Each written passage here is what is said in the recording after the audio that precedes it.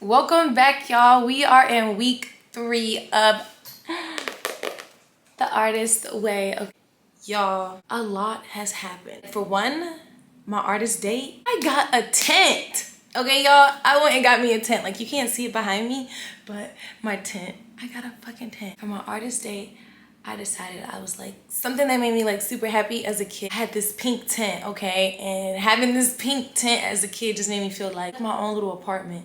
Being an adult, having like a huge tent just like sparked something like with my inner child, like, oh my God, a tent. So I had like decked my tent out and everything in there. Like I had put down a rug, some blankets, a plant. I also got a beanbag, like, yeah.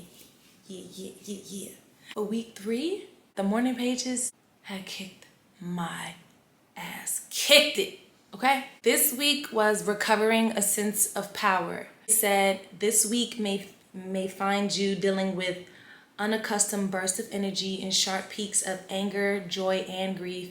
You are coming into your power as the illusionary hold of your previously accepted limit is shaken. You will be asked to consciously experiment with spiritual open-mindedness. This week, it talked a lot about shame.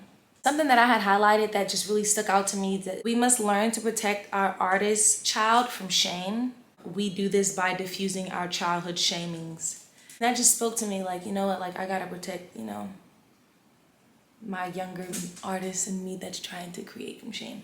It said, we must learn that when our art reveals a secret of the human soul, those watching it may try to shame us for making it. That just gave me more strength to and the confidence to put my music out there to be judged, because I usually be so scared. I'm like, oh my God, people are gonna judge it. But it's just like, I realize I am becoming more creative. It's my job to create, not judge it. Anyway. Okay. So one of the tasks said, describe your childhood room. And for me, my childhood room, I had posters everywhere, like all around the wall. I had a beanbag, I had a desk and everything. What was your favorite thing about that room? For me, it was the beanbag. And then it said, what's your favorite thing about your room right now? And I was like, nothing. I didn't like nothing that's in my room right now.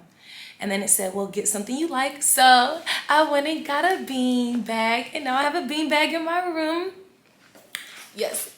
One of the tasks said, describe 5 things you liked about yourself as a kid. I was very friendly, talkative, imaginative, playful, and energetic. List 5 childhood accomplishments. List out your favorite childhood food. So 5 childhood accomplishments. One of those accomplishments for me would be when I got the role in this play of this, it's called The Tortoise and the Hare. I had got the role, okay, yeah.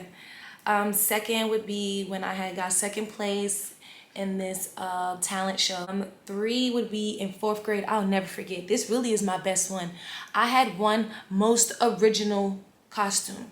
Like there was like a Halloween costume party and I won most original. I designed myself as a sock monster. I took a sheet and I took all different like mix match socks, and they were like, where are you supposed to be? And I'm like, I'm a sock monster, you know where all your other socks go missing? And they just thought that was so fucking hilarious. But the whole time I did it because it's like, one, my mom, we wasn't allowed to celebrate Halloween, so she wasn't buying me no costume, but I won. Okay, I won 1st place, and guess what I won? An Easy Bake Oven. Yeah. Yeah. Oh yeah, most improved band player when I played the clarinet. I had got most improved player. See, when I do something, I'm gonna work at it, okay? Habits. Take a look at your habits. Many of them interfere with your self-nurturing. For me, my bad habit is not working out as much, not getting as much sleep. The vapes, oh my God, the vapes. The vapes. Make a list of friends who nurture you. I'm not gonna say all their names, but I made a list of all the people that nurture me. And when I was writing that, it just really made me feel like, dang, I really am supported.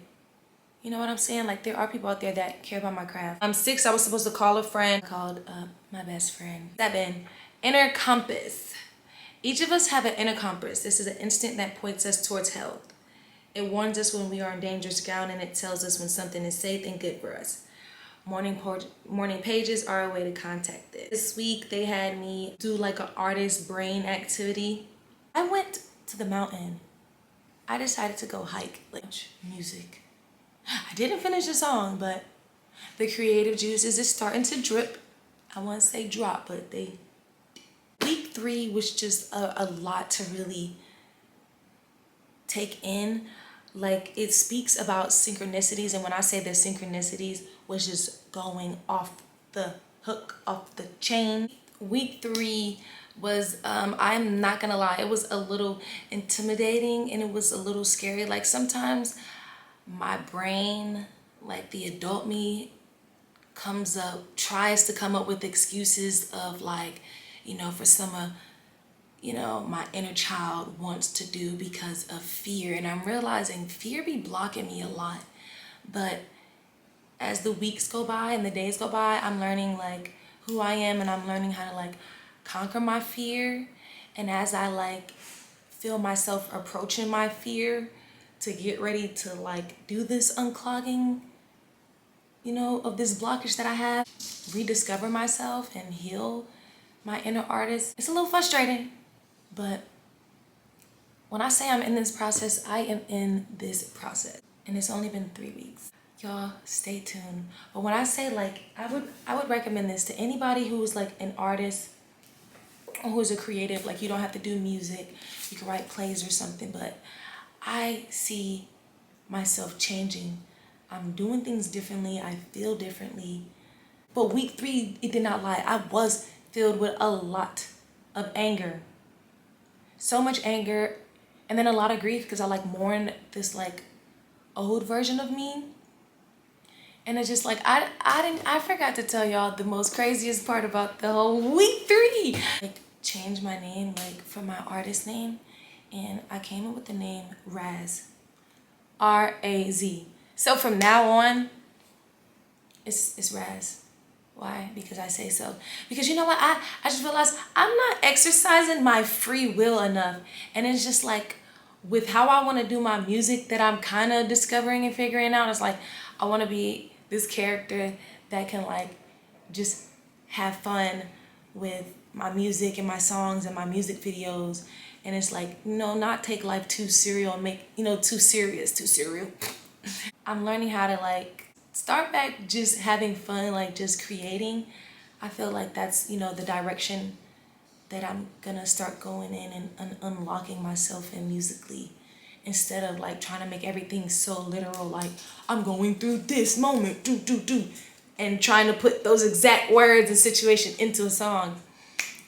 I'm gonna just try to do something different. I don't know what I'm gonna do. I don't know how I'm gonna create it, but wish me luck. But all right, y'all, that's a wrap on week 3. I will see y'all next week for week 4. Bye.